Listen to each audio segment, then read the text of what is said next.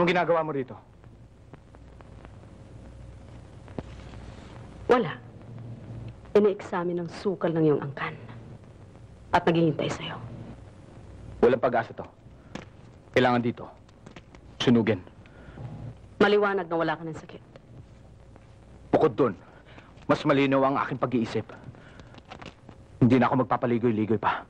Makakaalis ka na kung alam mo mabuti para sa'yo. Ang angkan mo, mahilig mangolekta ng kung ano-ano. Hindi marunong magtapon.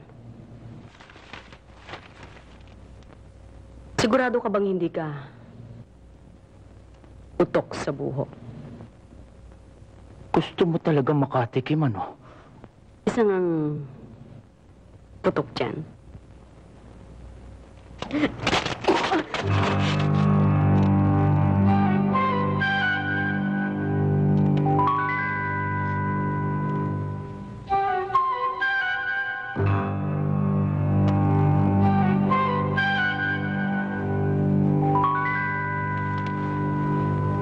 Enjoy ka, no? Gusto mo isa pa? Yun lang yata ang kailangan mo, eh.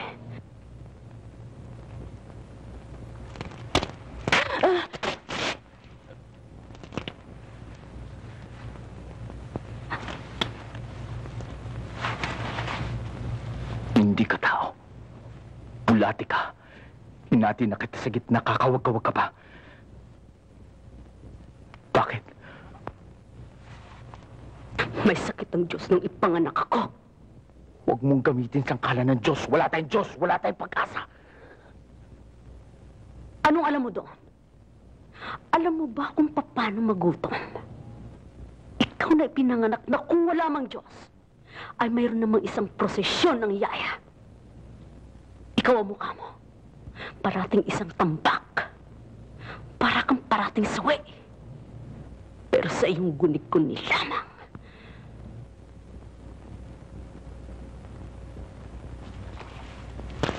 May naranasan ka na bang mga araw na walang pagkaiba ang tanghaling tapat sa hating gabi? Nadapa ka na ba sa pusalin ng alas 3 ng umaga? Kung hindi mo alam yan, wala kang nalalaman at wala kang karapatang magalit o maawa sa akin. Saan nang galing yung sama ng loob at binubuga mo sa akin? Pinalalayas na kita, simple lang yun, hindi ba? Umalis ka, dito ko, tapos kunwari na lamang bangungot ka sa tangalin tapat o hating gabi kung alam mo ibig sabihin ng dalawa. Kung hindi mo alam ang kaibahan ng dalawa, kaya ikaw ang maid na pinadala ng mama ko o hindi, wag na natin pag-usapan yun. Totoong sinabi mo, wala akong alam. Hindi ko alam kung may tukong nag-uurasyon sa pusali. Kung meron man, ikaw siguro yun.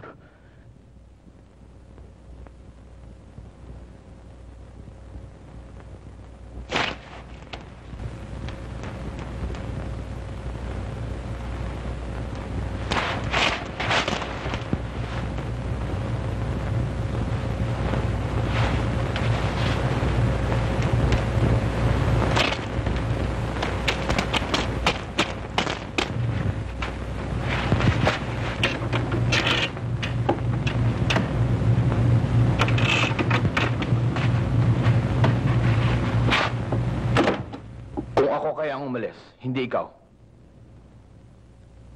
Nagugunaw muna ang mundo. Di ba nag-umpisa na para sa'yo? Pareho lang tayo ng mundo, ah. Baka gusto mo muna magluto bago ka umalis. Gusto mong gawin kong papait ang bituka mo. Kakanin mo? Okay lang. Kung sa akala nyo nasupil yun ako, bakit ayaw nyo akong labayan? Sapagkat hindi ko pa alam ang buong kwento mo. Wala kayong nalalaman. Tapos na ang kwento. Siguro kailangan paarayin muna kita, ano?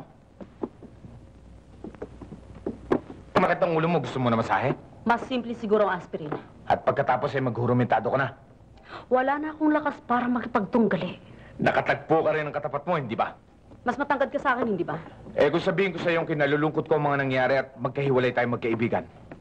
Tapos na ang ating away. Tapos na rin ang ating pagkakaibigan. Mahirap kang kalimutan. Ikinalulungkot ko.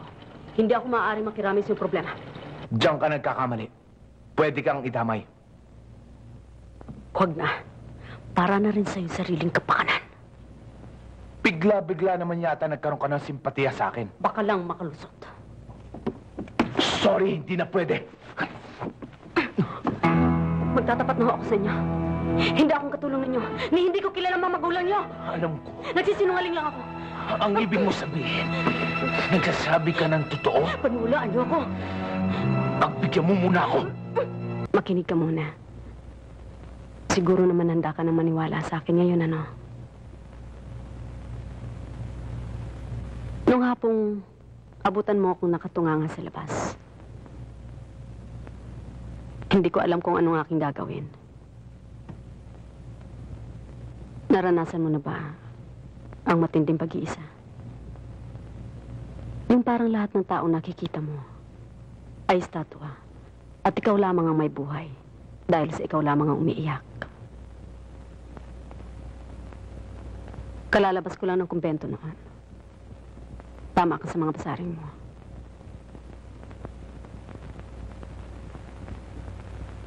Ako ng mga madre. Kung pwede raw, lisanin ko na ang kumbento. Kakaiba raw ako sa lahat. Marunong nga magtrabaho. Hindi basta santa, pero kakaiba. Dahil sa maski raw pagmamahal ko sa Diyos, ay may kahalong kapusukan at nakakahawa. Isang buwan pa lamang ako sa loob, binigyan na kaagad nila ako ng babala. Hindi ko sukat akalain. Paikot-ikot ako ng vegan nung araw na yon. Isip ng isip, halos mabaliw. Iniisip ko ang kahiyang idudulot ko sa aking mga magulang kapag nalaman nilang katotohanan.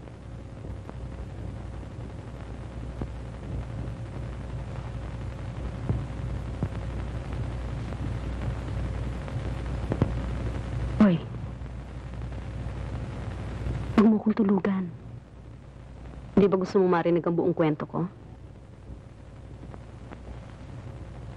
Yun na lang natitira sa akin ngayon, ang magkwento. Handang nagdayo po sa ating gaya, maawis kayo amin ang buhay at pelikulang ni Jackie Chan. Snake in the Eagle Shadow. Dahil ang pelikula kong napintas, makaya ayaw. Awis kayo amin kakapsat ng gayo, hanyang pagpapsay.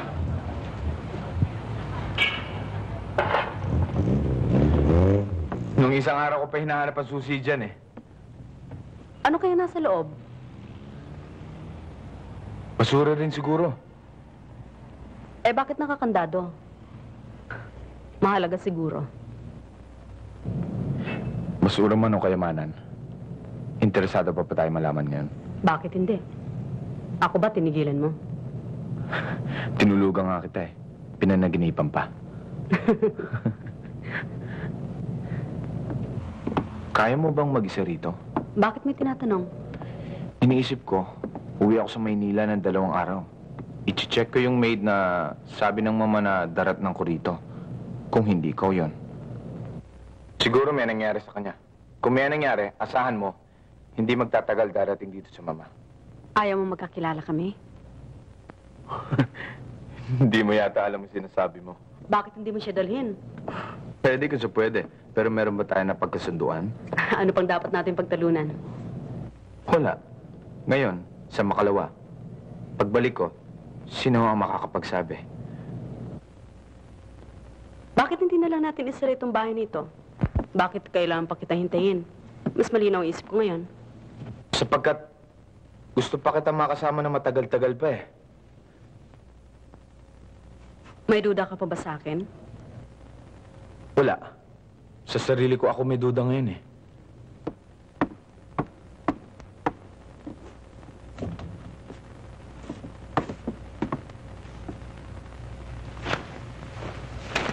Kulay ang kulang sa bahay na ito. Bakit hindi muna natin ikabit ito bago ka umalis? Aber? Bakit ka nga pala nag-iimpake? Kung sandali ka lang mawawala. Eh, nakagawian ko na lang to eh.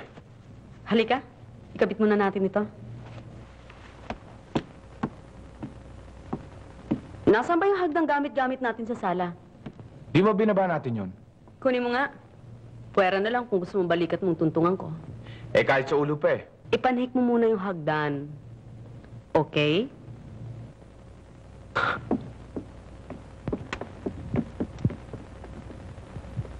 Ewan ko kung bakit ayaw ko ng tabing-tabing. Nakakadilim lang siguro. At nakakaakit. Nakakaganda. Itong bahay na ito, kung ipagbibili, magkano kaya aabutin? Malaki-laki rin siguro. Sino magdidesisyon kung sakasakali? Ang papaat ako. Ipagbili nyo na. Pwede. Anong gagawin nyo rito? Hindi nyo naman tinitirahan. Pakiuro nga. Hindi maglalaon, pababagsakin ito ng anay. Bago mangyari yon, di ipasa nyo na sa iba, hindi ba? Na kaninong pangalan niya ito? Sama mo? Bakit hindi mo ilipat sa'yo? Tutal, ikaw lang naman ang magmamana nito eh. At saka ikaw lang arkitekto sa pamilya. Kaya ikaw ang may karapatang magdesisyon. Oo. Sigurado ka ba makapag-iisa kung wala ako? Siguradong sigurado. Anong oras na? Baka inaasahan mo may makakain tayo? Wala. Kaya kung alis ka, umalis ka na. Tamang-tama lang ang pananghalian sa San Fernando. Pinaalis mo na ako? Ba, humaasenso ka na.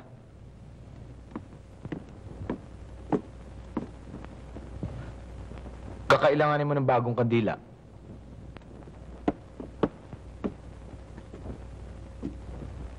Kung masusunog ang bahay na ito, at isang bagay lamang ang kailangan mong iligtas, anong pipiliin mo? Anong alaala ibig mo sabihin bubuhayin ko? Wala siguro. Ihintayin ko matupok ang bahay. Pagkatapos, sisiyasatin ko abo.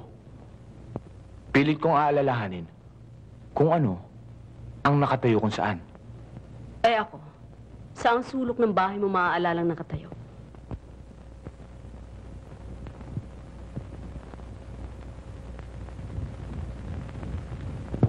Dito. Dito. Dalawa. Sa muli yata pagkikita. Paalam. Sa ngayon.